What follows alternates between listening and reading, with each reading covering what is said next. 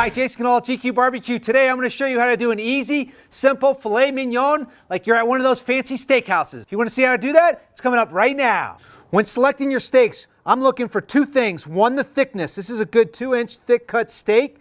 The second thing is the marbling. You're looking for as much of these striations as you can find.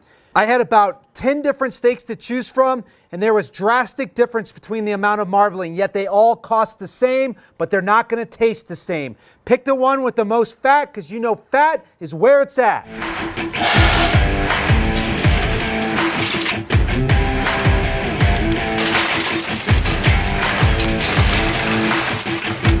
Can't have great tasting food without a clean grate. Make sure your grate is nice and clean before you put the steaks on.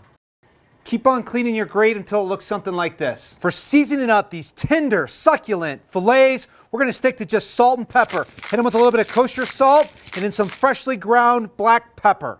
These steaks are nice and thick. They're screaming for all that salt and fresh ground black pepper. Black pepper is going to stick to it and form a nice crust. Don't forget the sides. We want to build up flavor all around the steak, top, bottom, and side to side.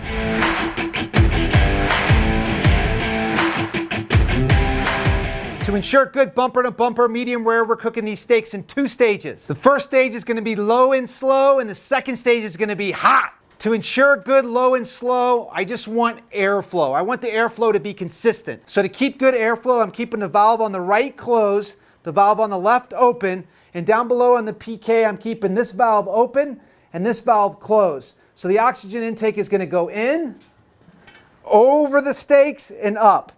About midway through this cook, I'm going to rotate them and I'm going to pull them off at 115 degrees.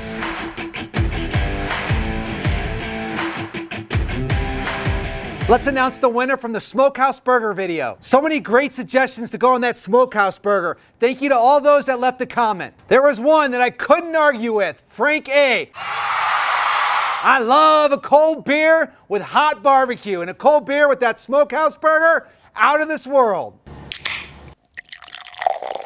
Here's to you, Frank. DM me your address and I'll get you out some rub and sauce. It's better to give than to receive, so let's keep these giveaways going. Today's video, let me know what side item will go best with these tender, succulent, beefy fillets. However, I'm done picking winners. I'm going to let you choose who the winner is. You all can vote who has the best suggestion. Vote by giving the comment a thumbs up, and the person that has the most, I'll send you out some rub and sauce. Let's take a look at these steaks and see where we're at.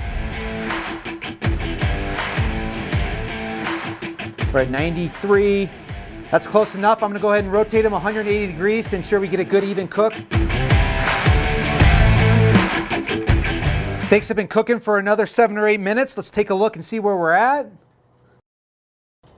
Boom. 115, 116.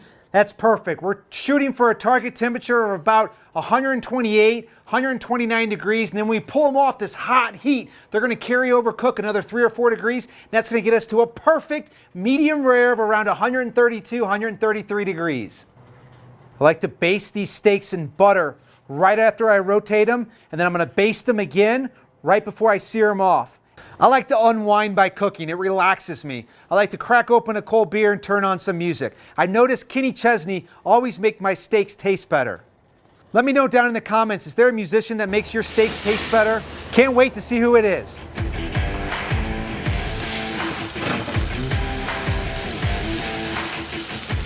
To ensure a good bumper-to-bumper medium rare, I'm going to be flipping these fillets every 30 to 45 seconds. After each flip, it gets a bath of butter. That flame is creating a crust around the outside of the steak that's going to deliver delicious flavor on every single bite. Another flip, another bath. The old joke for steak chefs is they don't have any hair on their knuckles. Now you know why. I'm going to pull them off the heat. Good crust formation. I'm going to see where their temperature is. We're at 126, 127. Perfect. Just what we're looking for.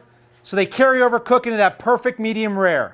While that steak rests, take a couple pats of butter, wrap it up nice and tight in aluminum foil. The beef juice is going to come out of those steaks, mix in with that butter, and make a delicious, savory, soul-satisfying finishing sauce. Dads, if your kids are anything like mine, they're going to love this. This is the steak that they request the most. Steak's been resting for about 10 minutes. Let's take a look. The melted butter and the beef drippings make for this delicious finishing sauce. We'll set that aside and save that liquid gold. Looks good to me. I give it an A to an A+.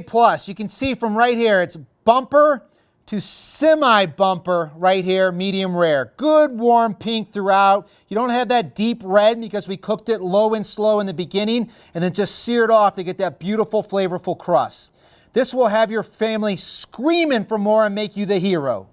The aromas, the beef juice and butter, I can't take it any longer. Now for my favorite part, the taste test. I'm gonna give it a dredge in our finishing sauce.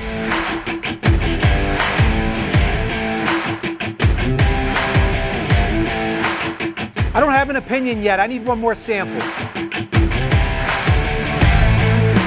That first bite was so nice, I had to have it twice. For another family favorite, check out that tequila lime shrimp video. The kids are gonna love the bacon corn relish. Jason Canal, GQuebbq, and I'll see you on the next one.